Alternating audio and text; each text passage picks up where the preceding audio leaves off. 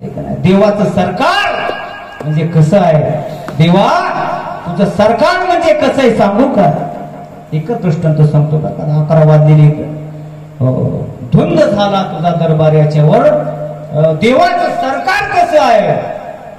एक गुरु आणि शिष्य होते आणि निघाले गावोगाव फिरत फिरत बहितासात त्याला पाणी बहितासात निघाले. एका गावामध्ये आले, सुंदर असं गाव. त्या गावामध्ये एका मंदिरामध्ये बसले. शिष्य गावात गेलेला आहे, त्यानं भिक्षा मागून आणली. महाराज गुरु शिष्यानं रात्रभर भिक्षा खाल्ली. 2-3 दिवस राहिले. सुंदर प्रकारची गावामध्ये भिक्षा येत होती. सात्विक असणारं गाव होतं. 4-5 दिवस झाल्यानंतर शिष्य म्हणला गुरु म्हणले शिष्य महाराज चल म्हणले आता पुढच्या गावाला. शिष्य म्हणला महाराज इथं चांगलं चांगलं खायला भेटायले, चांगलं गाव दिसायले, खातं घर सोडून कशाला कुठं जायचं?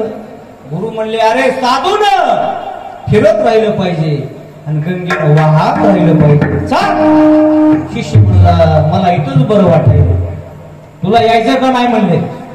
शिष्य म्हणला मला नाही यायचं. गुरु एकटेच गेले. महाराज शिष्य त्या गावामध्ये राहिला. दररोज सकाळी जायचा, भिक्षा मागून आणायचं, चांगली चांगली भिक्षा खायला यायची. महाराज 1-2 महिन्यामध्ये शिष्य असा गळे लट्ट झाला. महाराज ओळखू येईल. हो एके दिवशी त्या गावामध्ये चोरी झाली. चोरच सापडा महाराज, चोर सापडा. राजाकडे तक्रार गेली. बरं सरकार चोरी झाली पण चोर सापडत नाही, काय करावं? राजा म्हणला चोर सापडत नाही का? असं करा ते लटकेलेला गळफास घ्या म्हणला, ज्याच्या गळ्याला फिट्ट गळफास येईल त्याला फाशी देऊन टाका म्हणला. बस कुणी चोरी केली काय समज नाही म्हणला. त्याचा घेतला महाराज सेवकाने गळफास. सकाळी मंदिरामध्ये उभे राहिले. दर्शनाला येणारे लोक याच्या गळ्याला लावतात, त्याच्या गळ्याला लावतात. कोणाला ढिला येऊ लागला, कोणाला फिट येऊ लागला, कोणाला पुरासला. बेजार झाले.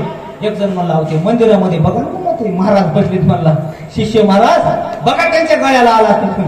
गेलं एक जण लावून बघितलं एकदम फिट आला महाराज. शिष्य म्हणला मला काय कपडे शिवायचेत का काय? कपडे नाही म्हणा, चला तुम्हाला राजाने बोलविले.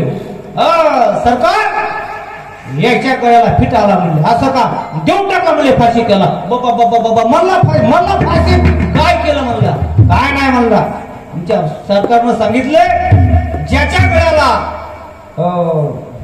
गळफास फिट येईल त्याला फाशी देऊन टाकायची, चोर सापडत नाही. आणि मग त्याला गुरुची आठवण होऊ लागली.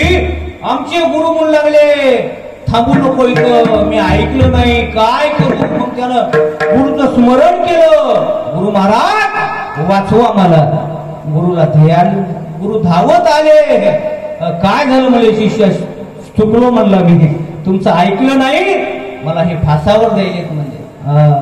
गुरु महाराजांनी आयडिया केली म्हणजे आज कर आता मी म्हणेल मला अगोदर फाशी द्या. तू म्हणायचं मला अगोदर फाशी द्या, बस एवढंच कर, तुला सोडवतो म्हणजे. तू आला महाराज जवळ फाशी देणारा. गुरुनी म्हणायचं मला अगोदर फासावर द्या. शिष्य म्हणायचं नाही नाही मला अगोदर फासावर द्या, मला अगोदर द्या.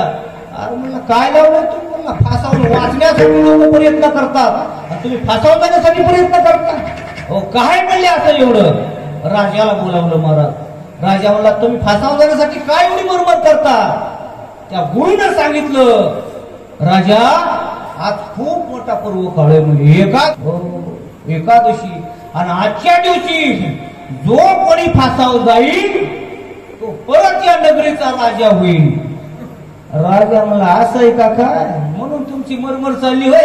सारखा दोघांनी बाजूला म्हणला आणि त्या मला फासावला. देव म्हणतात जनाबाई म्हणले असं तुझं सरकार आहे म्हणलं. असं तुझं सरकार आहे. धुंद झाला